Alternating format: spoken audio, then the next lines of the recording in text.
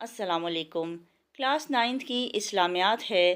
سبق ہے حضرت محمد مصطفیٰ خاتم النبیین صلی اللہ علیہ وآلہ وسلم کا ذوق عبادت۔ ذوق کہتے ہیں شوق کو، پسند کو، دلچسپی کو۔ آج ہم اس سبق کی مکمل مشق حل کریں گے۔ درست جواب کا انتخاب کریں۔ نمبر 1، رسول اللہ خاتم النبیین صلی اللہ علیہ وآلہ وسلم نے عبادت میں میانہ روی کا حکم دیا۔ جواب ہے حضرت عبداللہ بن عمر رضی اللہ تعالیٰ عنہما کو۔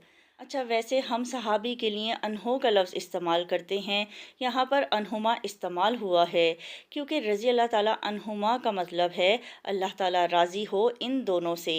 ٹھیک ہے، تو حضرت عبداللہ بن عمر خود بھی صحابی تھے اور آپ کے والد بھی صحابی تھے، اس لیے ان کے نام کے ساتھ رضی اللہ تعالیٰ عنہما لگا ہے کہ اللہ تعالیٰ راضی ہو ان دونوں سے۔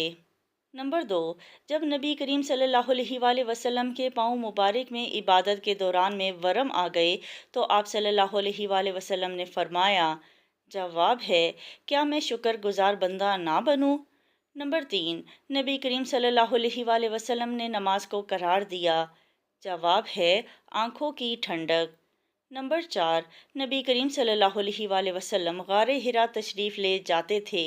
جواب ہے یکسوئی کے لیے، یعنی مکمل دھیان اور توجہ کے لیے۔ نمبر 5، حدیث مبارکہ کے مطابق نبی کریم صلی اللہ علیہ وآلہ وسلم رات کے کس حصے میں سوتے تھے؟ جواب ہے ابتدائی حصے میں۔ مختصر جواب دیں۔ سوال نمبر 1، نبی کریم صلی اللہ علیہ وآلہ وسلم عبادت کا کس قدر اہتمام فرماتے تھے؟ ایک مثال دیں۔ سبق کا پہلا صفحہ ہے، پیج نمبر 64۔ نماز اور کثرت عبادت کی وجہ سے رسول اللہ صلی اللہ علیہ وآلہ وسلم کے پاؤں مبارک میں ورم آ جاتے۔ آپ صلی اللہ علیہ وآلہ وسلم سے عرض کیا گیا کہ آپ صلی اللہ علیہ وآلہ وسلم اتنی تکلیف برداشت کرتے ہیں، حالانکہ آپ صلی اللہ علیہ وآلہ وسلم گناہوں سے پاک ہیں۔ آپ صلی اللہ علیہ وآلہ وسلم نے ارشاد فرمایا، کیا میں شکر گزار بندہ نہ بنوں؟ سوال نمبر 2، حضرت عائشہ رضی اللہ تعالیٰ عنہا نے نبی کریم صلی اللہ علیہ وآلہ وسلم کی رات کی عبادت کا کیا معمول بیان فرمایا؟ سبق کے پہلے صفحے پر ہی اس کا جواب ہے۔ سیدہ عائشہ صدیقہ رضی اللہ تعالیٰ عنہا نے رسول اللہ صلی اللہ علیہ وآلہ وسلم کی رات کی عبادت کے بارے میں فرمایا، رسول اکرم صلی اللہ علیہ وآلہ وسلم رات کے ابتدائی حصے میں سو جاتے تھے، پھر اٹھ کر قیام کرتے، سحری کرتے اور سحری کے قریب وتر پڑھتے، پھر اپنے بستر پر تشریف لاتے، پھر جب اذان فجر سنتے تو تیزی سے نماز کی تیاری فرماتے۔ سوال نمبر 3، نبی کریم صلی اللہ علیہ وآلہ وسلم نے عبادت میں میانہ روی کے بارے میں حضرت عبداللہ بن عمر رضی اللہ تعالیٰ عنہما کو کیا نصیحت کی؟ سبق کا دوسرا صفحہ ہے، پیج نمبر 65 پر اس کا جواب ہے۔ نبی کریم صلی اللہ علیہ وآلہ وسلم نے عبادات میں میانہ روی اور اعتدال اپنانے کا حکم دیا۔ اعتدال کا مطلب ہے کسی کام میں توازن کو برقرار رکھنا، نہ حد سے زیادہ بڑھ جانا، نہ حد سے زیادہ کمی کر دینا۔ حضرت عبداللہ بن عمر رضی اللہ تعالیٰ عنہما نے بیان کیا کہ نبی کریم صلی اللہ علیہ وآلہ وسلم میرے پاس تشریف لائے اور فرمایا، کیا یہ صحیح ہے کہ تم رات بھر عبادت کرتے ہو اور ہر دن روزے رکھتے ہو؟ میں نے عرض کیا، جی ہاں، یہ صحیح ہے۔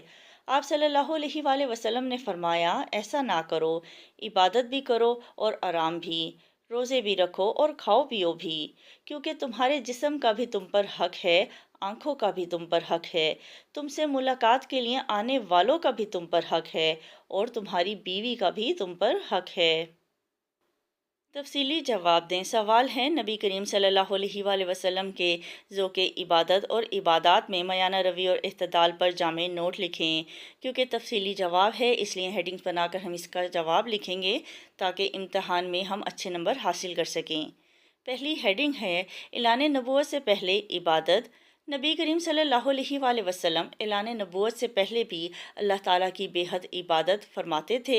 عبادت میں یکسوئی حاصل کرنے کے لیے آپ خاتم النبیین صلی اللہ علیہ وآلہ وسلم غار حرا میں بھی تشریف لے جایا کرتے تھے۔ یکسوئی کہتے ہیں مکمل توجہ کو، دھیان کو۔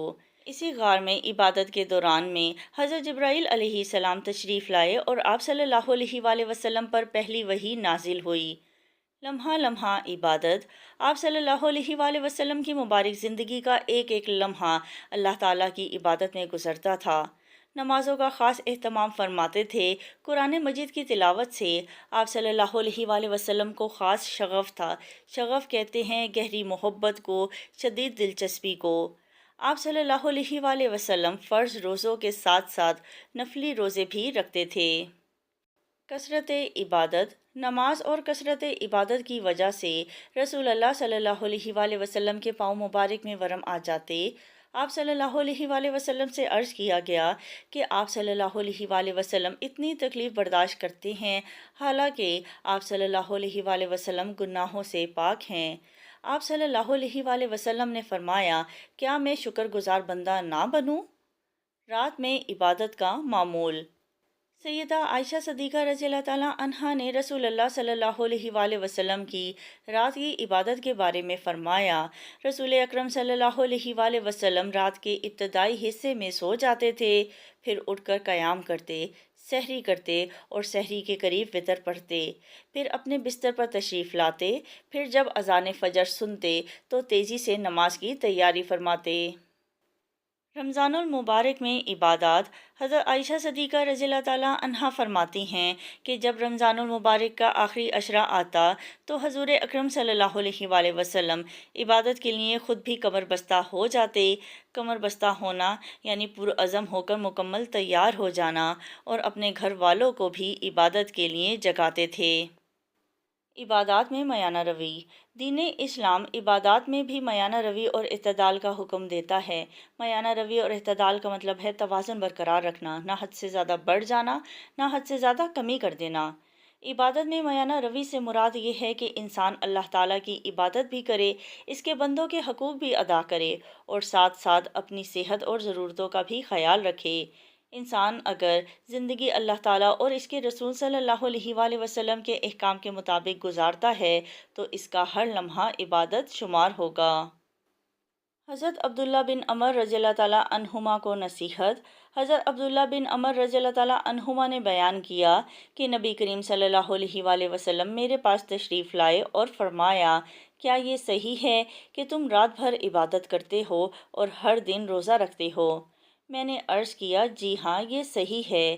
آپ صلی اللہ علیہ وآلہ وسلم نے فرمایا، ایسا نہ کرو، عبادت بھی کرو اور آرام بھی، روزے بھی رکھو اور کھاؤ پیو بھی، کیونکہ تمہارے جسم کا بھی تم پر حق ہے، آنکھوں کا بھی تم پر حق ہے، تم سے ملاقات کے لیے آنے والوں کا بھی تم پر حق ہے، تمہاری بیوی کا بھی تم پر حق ہے۔